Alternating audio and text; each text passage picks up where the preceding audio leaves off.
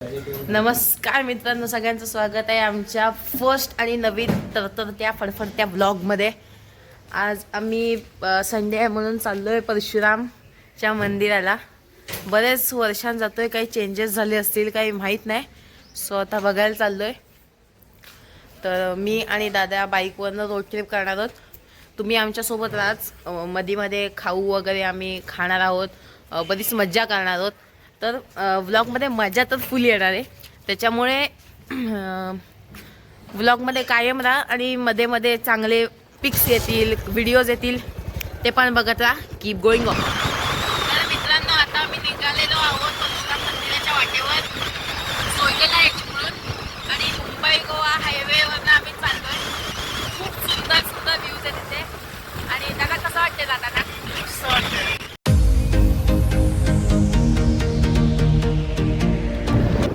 भारी वाटतंय ना,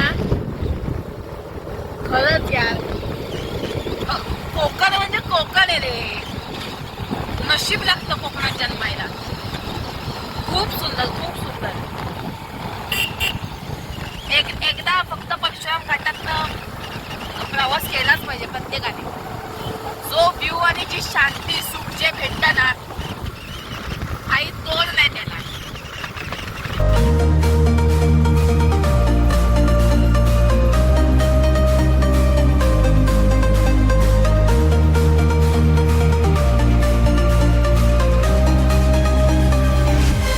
मित्रांनो, फायनली आम्ही आता आलो इथे परशुराम मंदिराजवळ। इथे आता आम्ही गाडी पार्किंग केलेली आहे।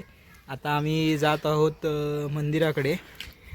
खूप सुंदर मंदिर आहे, तर बघत राहा। मंदिरामध्ये गेल्यावर भेटूच आम्ही, तोपर्यंत कीप गोईंग ऑन। ब्लॉग न स्किप करता पूर्ण बघा, मजा येईल तुम्हाला।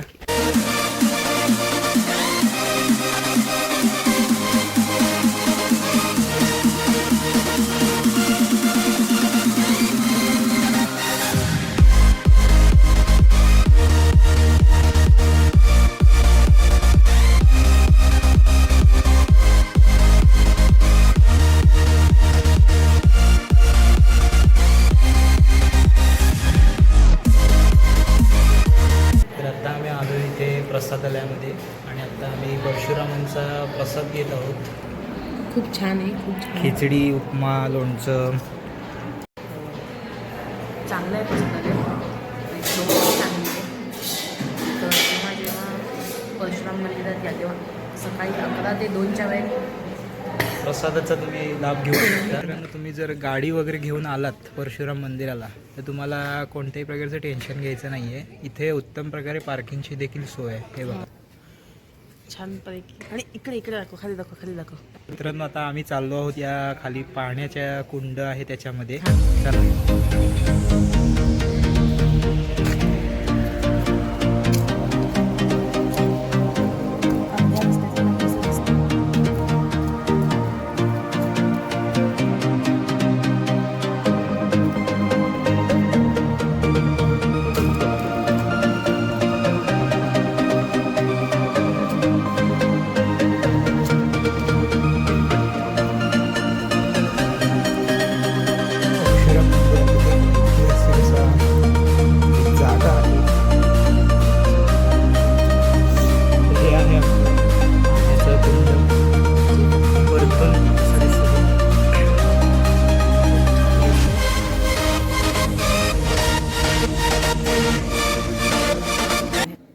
कसं वाटलं तुम्हाला हे पाण्याचं कुंड? हे नक्की कमेंट करा, आणि तो लाईक सबस्क्राईब तुम्हाला करायचंच आहे।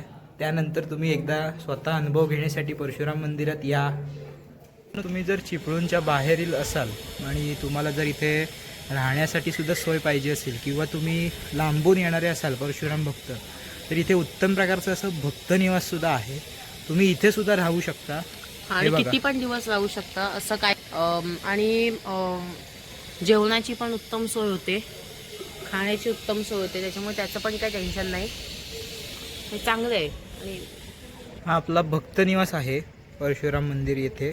तर कोण लांबनं येणार असेल तर नक्की या, काही अडचण नाही।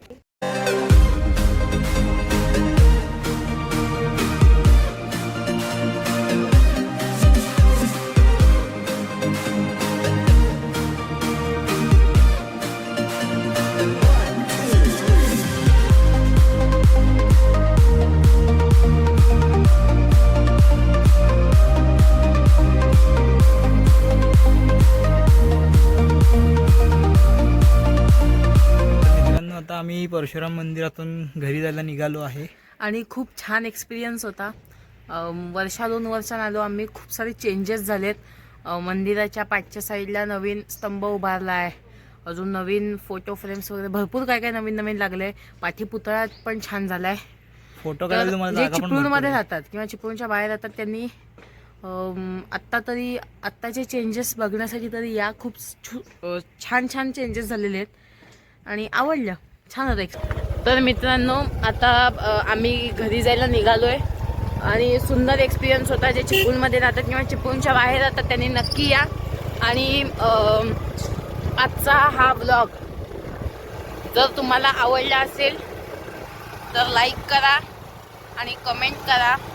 फर्स्ट टाइम व्लॉगिंग करायचा प्रयत्न केला, त्याच्यामुळे काही चुका पण झाल्या असतील, काही लँग्वेजमध्ये गडबड पण झाली असेल आणि जी काही चूक झाली असेल किंवा माहिती सांगण्यात जर आमच्याकडनं चूक झालीच तर समजून घ्या. किंवा जर माहिती चुकली तर त्याच्यावर आम्हाला समजून घ्या, आम्हाला अंडरस्टँड करून घ्या. आम्ही पण आमचं चुका सुधारण्याचा नक्की प्रयत्न करू. आणि तुम्हाला जर आमची माहिती जर का चुकली असेल आणि तुम्हाला जर बरोबर माहिती असेल ना तर तुम्ही कमेंटमध्ये सांगा. हां, आणि ती आम्ही वाटली तर आम्ही पिन करू कमेंट. तर आजचा जर ब्लॉग आवडला असेल तर नक्कीच लाईक करा आणि जास्तीत जास्त लोकांपर्यंत पोहोचवा. तो मिलते हैं नेक्स्ट वीडियो में. Bye bye. जय परशुराम, जय भार्गवराम, एंड सब्सक्राइब टू आमचा कंटेंट.